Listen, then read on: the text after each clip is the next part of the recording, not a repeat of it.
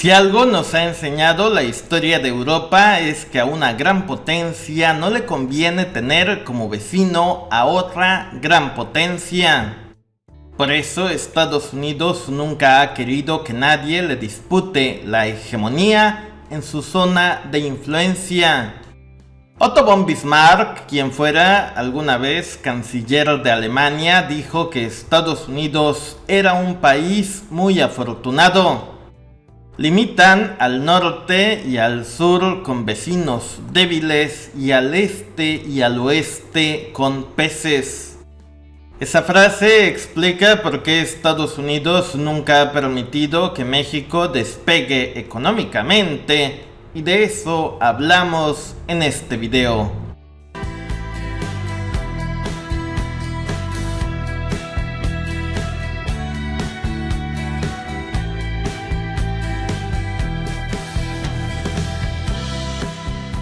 A principios del siglo XVII, la Ciudad de México estaba ya densamente poblada y bastante desarrollada.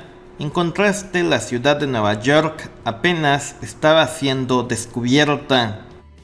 ¿Cómo fue posible que Estados Unidos superara económicamente a México? Y no es porque los estadounidenses sean una raza superior a la mexicana. Resulta que Estados Unidos es un país bendecido geográficamente, y todo su desarrollo económico se basó durante un buen tiempo en la cuenca del Mississippi, que usted puede observar en su pantalla. Esta cuenca es una de las zonas más fértiles de todo el planeta. Ahí incluso se siembra el maíz que hoy en día se consume en México. Y no solo eso, los ríos, al ser navegables, en su mayor parte permiten el comercio en todo el interior de esa cuenca.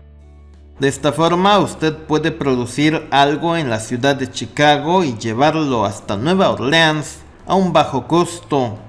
Esto usando los barcos. Gracias a eso, los estadounidenses pudieron sembrar algodón y tabaco y exportarlo de forma económica al continente europeo. Y eso fue lo que explica por qué se necesitó mucha mano de obra para explotar dichas tierras. También explica el por qué la ciudad de Nueva Orleans fue la ciudad más estratégica para los Estados Unidos durante mucho tiempo. Y también explica por qué Estados Unidos necesitaba controlar Texas, Florida y Cuba para defender la ruta que iba desde Nueva Orleans hasta Inglaterra. Por supuesto, las grandes plantaciones en Estados Unidos generaron mucha riqueza. Los estadounidenses no solo prosperaron rápidamente, sino que también tuvieron acceso a todo el comercio internacional que les generó mucha más riqueza. El caso de México fue muy distinto. En su pantalla usted puede observar un mapa de la geografía de México. Ahí se dará cuenta que la mayor parte del país está lleno de montañas y que no tenemos ríos navegables. La Ciudad de México está asentada en un lago rodeado de montañas, y por esta razón es tan complicado hallar un lugar óptimo para construir un aeropuerto. El Valle de México es también una de las zonas más fértiles que pueda existir, y eso es lo que explica por qué existe una gran población en esa parte del país. Pero el comercio entre las distintas ciudades de México siempre fue complicado. Al no existir ríos navegables, la única opción para transportar eran las mulas y los caballos. Esto generaba un gran costo y hacía inviable el comercio entre las distintas urbes. Imagínese que usted quisiera llevar aguacates desde la ciudad de Uruapan hasta Monterrey en un carretón. Imagine cuánto costaría un solo aguacate. Entonces, lo único que era viable transportar en carretones era el oro y la plata. De hecho, México fue un país diseñado explícitamente para eso. Las ciudades más importantes del país giraban en torno al comercio del oro y de la plata. El famoso Camino Real conectaba la ciudad de Zacatecas con la Ciudad de México y desde ahí el oro se transportaba al puerto de Veracruz. El puerto de Acapulco conectaba las Filipinas con la Nueva España y de ahí con el continente europeo. Pero esta ruta comercial internacional beneficiaba solamente a la parte central de México. Estas limitantes geográficas que frenaban el comercio es lo que explica por qué México durante mucho tiempo se empobreció. Básicamente teníamos que consumir solo lo que producíamos. Y eso también hizo que no fuese necesario tener esclavos. Durante casi 4 siglos solo trabajamos para comer y nada más. Esto hacía que fuésemos pobres, pero que no nos muriéramos de hambre. Imagine cómo era la vida en ciudades coloniales tan desconectadas del centro del país como lo era Hermosillo, Chihuahua, Ciudad Juárez, Monterrey, etc. Ciudades que al carecer de oro durante mucho tiempo no exportaron nada. Esta desconexión del mundo también hizo que no tuviéramos acceso a las ideas del continente europeo. Los libros, en el mejor de los casos, solo llegaban a la Ciudad de México, y eso explica por qué la capital tiene tanto acervo cultural y el resto del país no. Y esta desconexión también explica por qué tenemos un país con muchas realidades muy distintas. No hay un solo México, hay muchos Méxicos. En contraste, Estados Unidos es solo un país unificado por la cuenca del Mississippi. México despega económicamente en el momento en el que las grandes ciudades se pudieron conectar por medio del tren. Monterrey, que es la capital industrial de México, despega hasta finales del siglo XIX, cuando el tren llega a esa parte del país. Y este despegue económico de México ocurrió durante la época del Porfiriato. Y aquí es cuando el comercio crece de forma exponencial y la riqueza se desborda.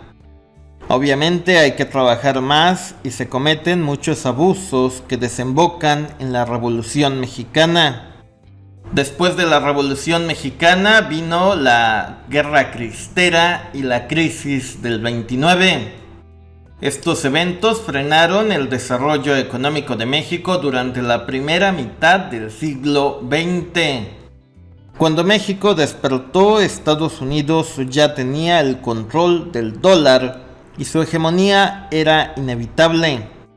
La siguiente oportunidad que tendría México para despegar económicamente llegaría en la década de los años 90 de la mano de Salinas de Gortari. México, con el Tratado de Libre Comercio, aspiraba a convertirse en la fábrica de América, pero Estados Unidos movió sus fichas para que esto no sucediera.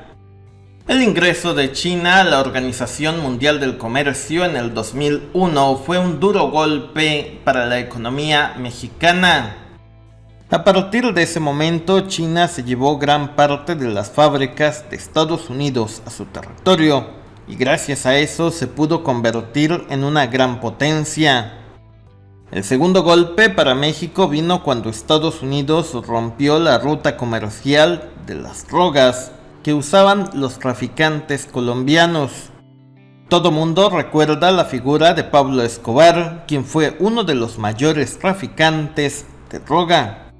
Esto fue posible porque antes de la década de los años 90, Colombia exportaba la droga a través de barcos hasta los puertos estadounidenses.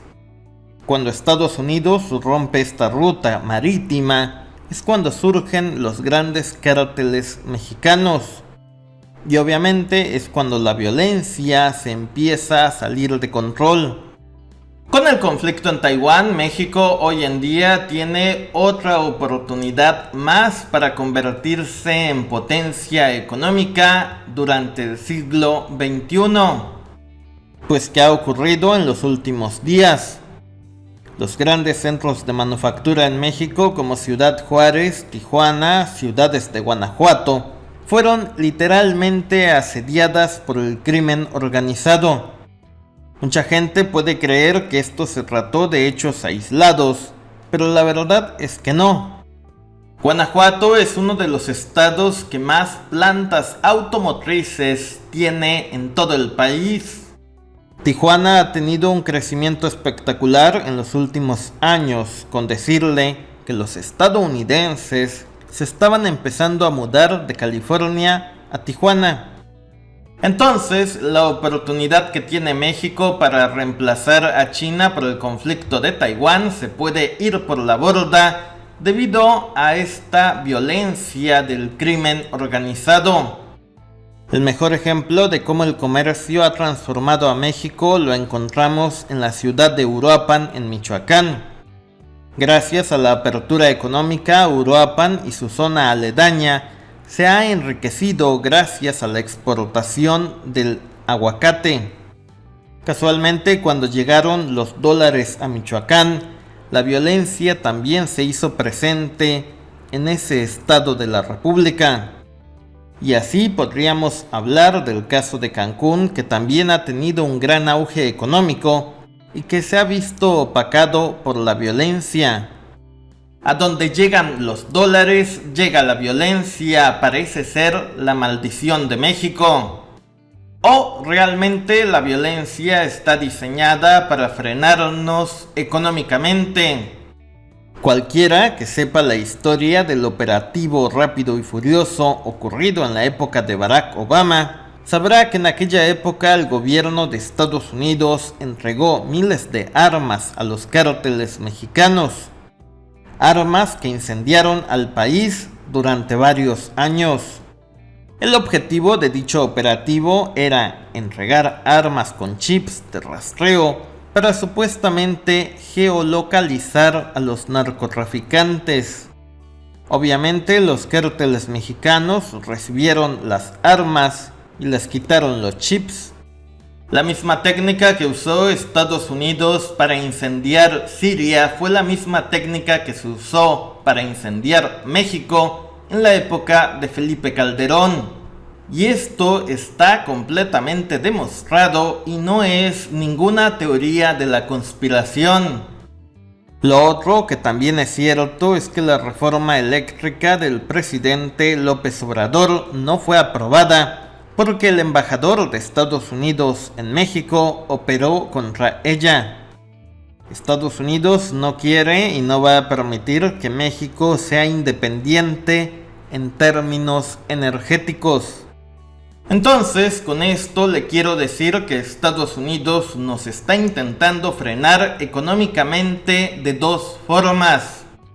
Una es por medio de la violencia y la otra es por medio de la dependencia energética. Y esto ocurre en el momento en que México puede despegar económicamente gracias al conflicto en Taiwán.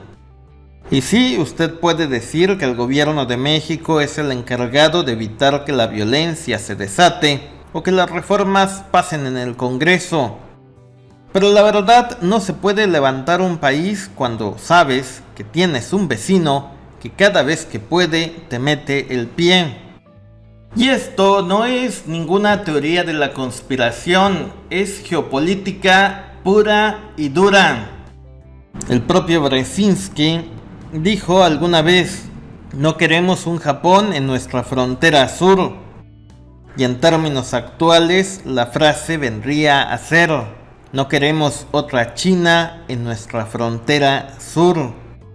Y para evitar que México sea la próxima China, nuestro querido presidente Biden está dispuesto a hacer lo que sea necesario. Así sea volver a incendiar México como en tiempos de Felipe Calderón. Recordemos que Biden era el vicepresidente de Barack Obama, cuando Washington puso en marcha la operación Rápido y Furioso, que le costó la vida a miles de mexicanos. En conclusión, más allá de si simpatizamos o no con el gobierno, no podemos dejar de lado el factor estadounidense a la hora de entender lo que ocurre en México. Toda la historia de este país solo se puede entender cuando incluimos el factor Washington. Y aquí hay una verdad que es bastante incómoda. Si no fuéramos vecinos de Estados Unidos, no sufriríamos ninguna ola de violencia. Déjanos sus comentarios sobre este tema. Gracias, suscríbete. Seguiremos informando.